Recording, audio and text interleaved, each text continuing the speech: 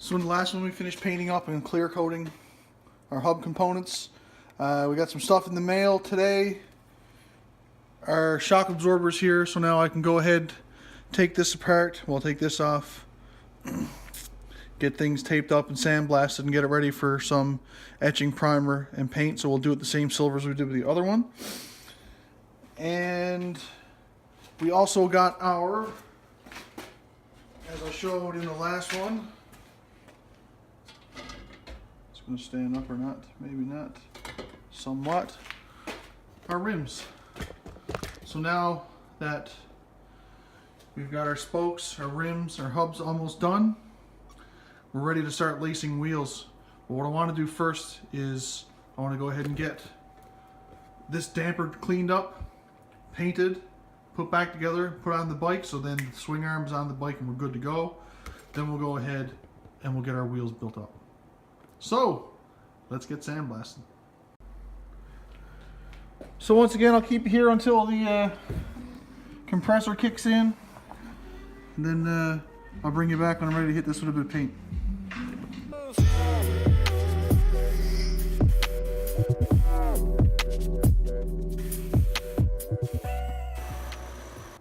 So recently, I was enlightened to the fact that when you use high heat paint on bare metal, you actually don't need to use a primer. So if you recall, I primed the other damper that I did. This one I'm going to not, and we're going to give it a try and see how it goes. And if it doesn't work out, not a big issue, because I think there's a chance that once the bike is done, these dampers, I found sets of 400mm dampers on Amazon for around $100. And you can buy them, they look exactly like the originals, but they're all nice and chromy. They're not disassemblable now, but that's no big deal. So when I put these on, they're going to be on there for the life of the bike. Either way, straight up with the paint and see how it goes.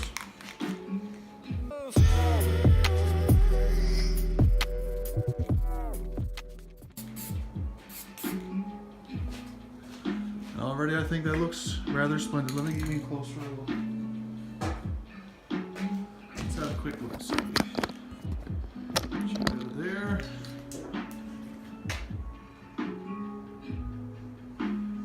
So you can see that nice metal flaky paint.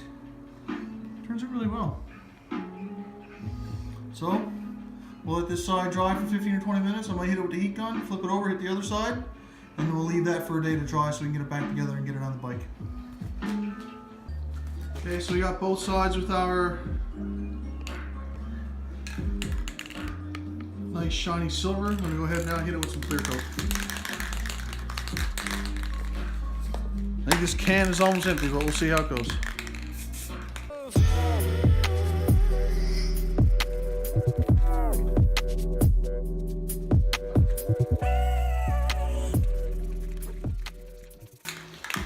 Looks like we're done.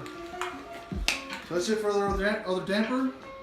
We'll give that a day to cure up proper, and then we'll go ahead and get it reassembled, put back on the bike. So we've got the other damper painted. I'm going to go ahead and pull the tape off of that, reassemble that damper, and then put it onto the frame.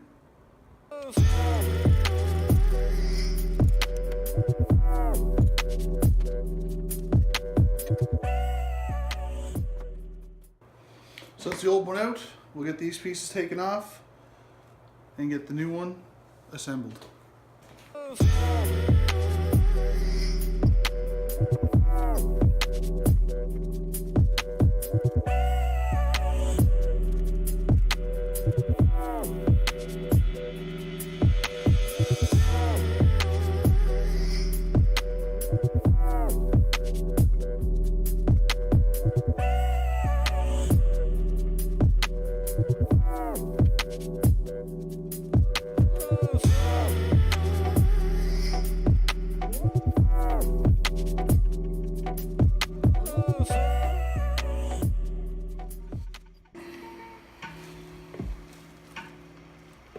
Okay, there we go. Rebuilt shock number 2. Let's put that on the bike and we're done with those.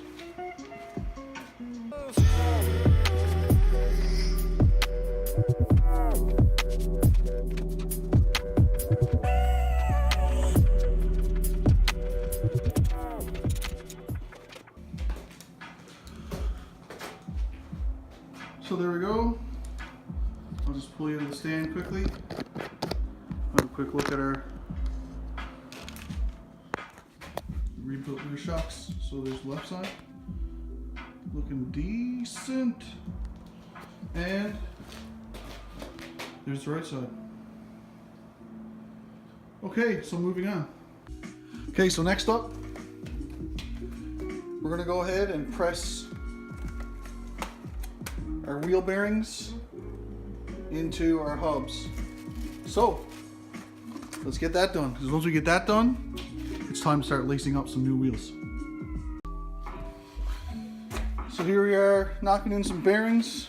I pushed the bearing in on this side already using my 32 mil socket, which fits on that perfectly. I'm gonna flip it over. We're gonna drop in the axle housing. I'm gonna hit this with a bit of light oil, drop it in, and we're gonna put our other sealed bearing in.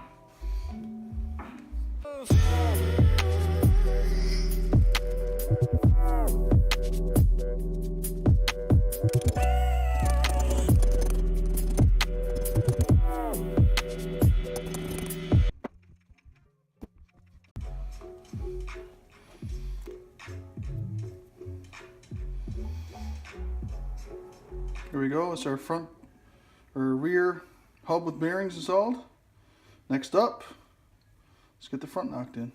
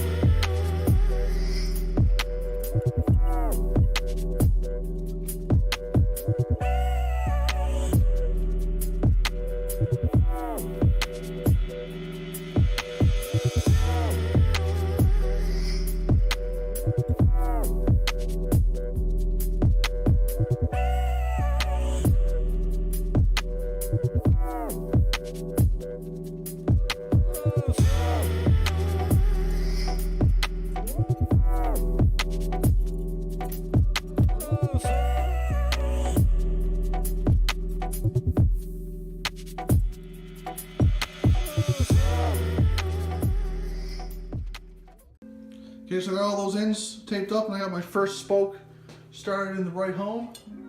Now, this is going to take a while.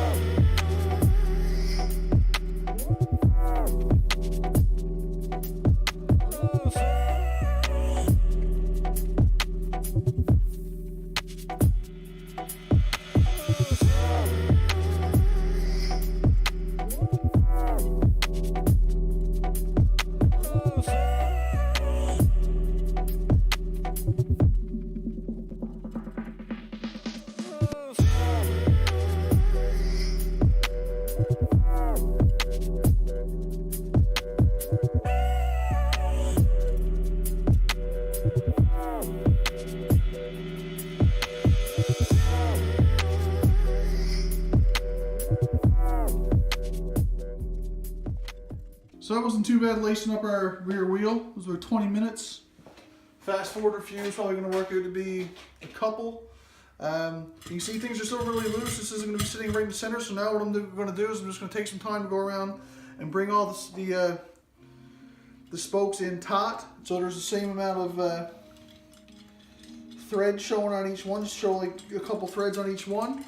And then we'll go ahead and we'll start taking it in.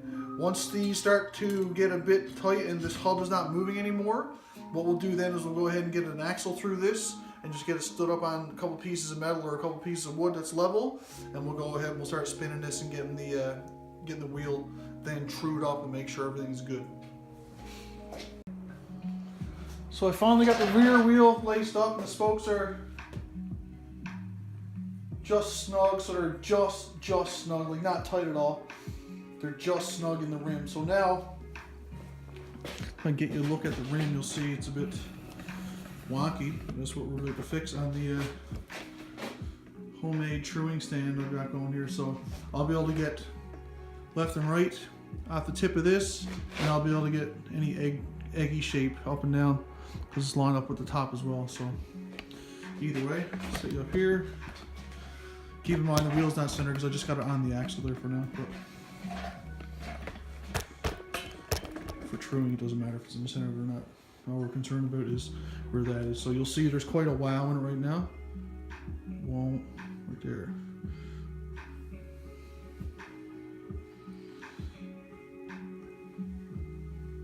Up and down wise, it looks like it's pretty good. There's no real egg shapedness to it. So we're gonna go ahead and take the wow out of it. We'll spend 10 or 15 minutes working on this, see if we can get that wow out, and then we'll have a look and see how it goes.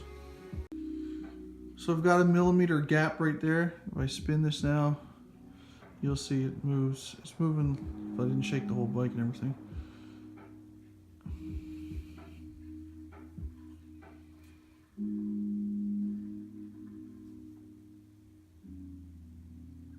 It's about half of a millimeter, so it's not too bad.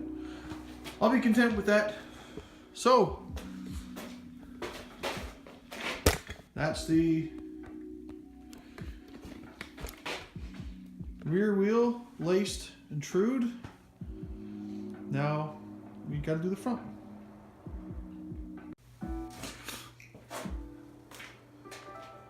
Front wheel done. So before I go ahead and get the rear sprocket into the sandblaster, what I want to do is I want to give it a quick clean up because I don't want to be leaving any of this old grease and shit in my blasting media. So I'm going to give that a quick wipe down, and then we'll get the sandblaster going.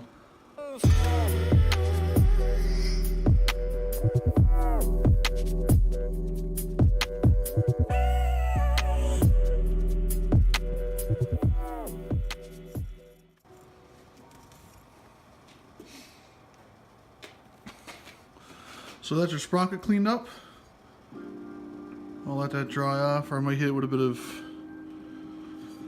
the good old brake clean and get any remaining residue and crap off it before it goes into the sandblaster.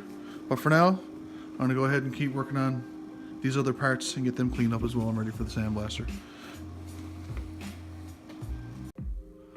So I got the guard for the motor sandblasted. That's ready for some paint. I've got to take this chain guard now and get some JB weld along the back here where it's cracked. And I'll put also a light, tiny little light bit over where the crack is too on the front, and I'll try to sand that down smooth. And I'll also hit all the stuff here with a file and get that smoothed as well. There's also a crack here that needs to be addressed. Okay, so we'll go ahead and throw a couple quick coats of our high heat silver paint on this part. I'm just going to paint right over the rubber stops that are on there. I don't really think it matters if there's paint on those or not, really. So.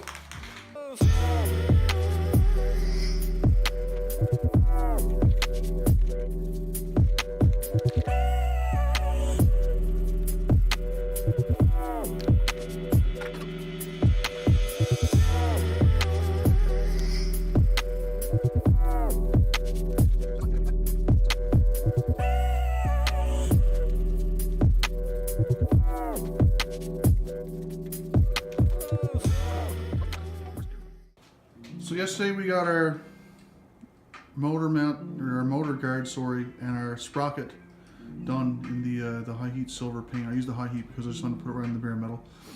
So today I'm going to focus on taking some of this stuff off. Like we're going to take the muffler off because I painted that 8 years ago and there's a few tiny rust spots on it. So we'll take off the exhaust pipe and the muffler, give that a bit of a scuff with some sandpaper, and get that painted with some flat black high heat again. The clamp there is going to have to come off and get painted as well. Then we're just going to start picking things off the motor and clean it up because I want to get ready and paint this the same silver as these components here were painted. So let's get started.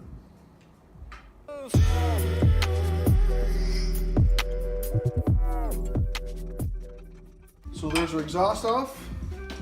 I'll go ahead and loosen this off. We'll get all this set up and ready for paint. And then we'll move on with the motor. Okay, so we'll lightly hit the exhaust pipe and the muffler still over on the bench with some 600 and give it a quick wipe down with some acetone to give it a good cleaning, and then we'll go ahead and hit it with some flat black high heat paint.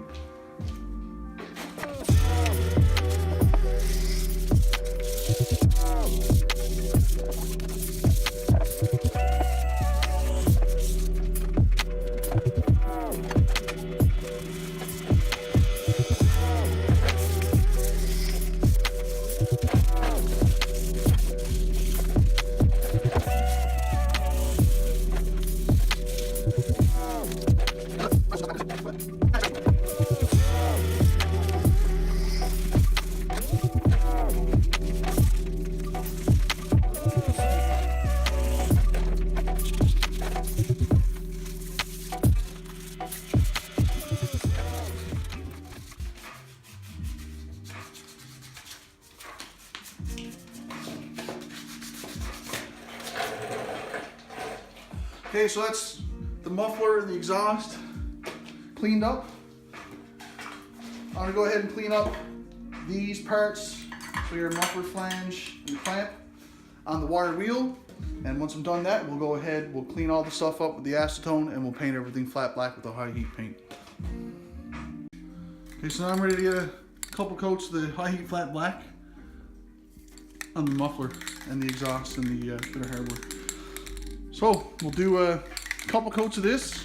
So the last time I painted this, like I said, was 8 years ago. It was a very light coat. When I was sanding through, I was just going right to the metal really easily. So we'll give it a couple nice thick coats. Well, we'll give it a first initial coat, then a thicker coat after that, and we should be good to go. So let's get it painted.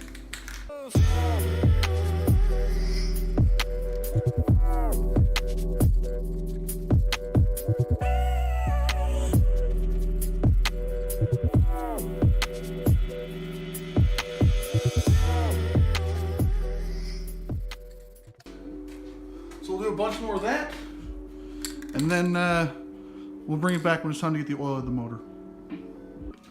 So I just went ahead and modified a piece of eavestrough downspout. I just cut the piece off. So what I'm going to do is when I crack this and get it most of the way off and starts to drip, I'll just put this in under here and let it come on out into the drain pan. So here we go. Let's get the oil out.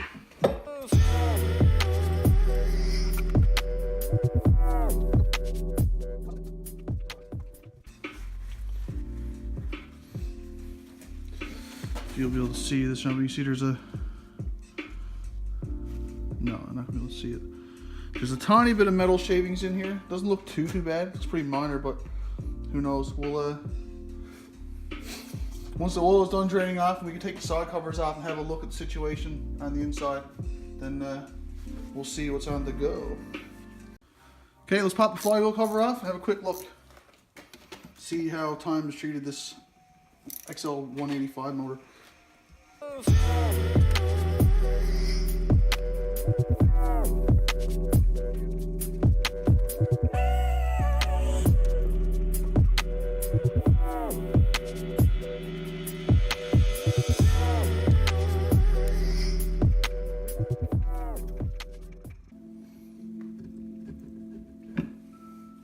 Okay, it's just the magnets are holding stuff together. So this side looks really, really good. I highly doubt this has ever been opened. This looks really, really nice, actually. Let's get you over here for a little closer look if we can. So you can see there's a bit of oil in there. We can swipe that up. But overall, looking at the inside of this, things look really, really nice. It's nice and clean. So I'm going to go ahead and disconnect this ground here. I'll just plop that out, or however it's stuck in there, I'll pluck it out. And then we'll go ahead and wipe this down, get it cleaned up a bit. Then we'll turn the motor over and take off the other side. So at this point, I'm trying to decide if I want to take this side cover off and get into this right now. It's approaching the time of day where I need to be finishing up in the garage, so I've got a couple other things I need to be doing today. but there was a little, for something 40 years old, there was a little bit of like metal in the filter, the oil filter. So that kind of makes me want to take this side cover off and have a look on the clutch side, see how the clutch is, the kicker. I know every once in a while, it's like there might be a gear or a tooth missing from the kicker side. And then you look, the oil seal around the kicker shaft here is gone on one side, so we're probably gonna have to replace this anyway. So I think what I'm gonna do is I'm gonna call it for today. Should be enough content between the wheels and a bit of painting and stuff to do a video for this week. And then next time we come back, we'll go ahead and pull this off, have a look inside, make sure things are sound. If not, make it so that they are. And then we'll actually start taking these little pieces off, getting things nice and cleaned up and getting this ready for paint, because ultimately I want this to look like the nice silver that we're using on everything else on the bike. So, that being said, thank you very much for following along, and I'll see you on the next one.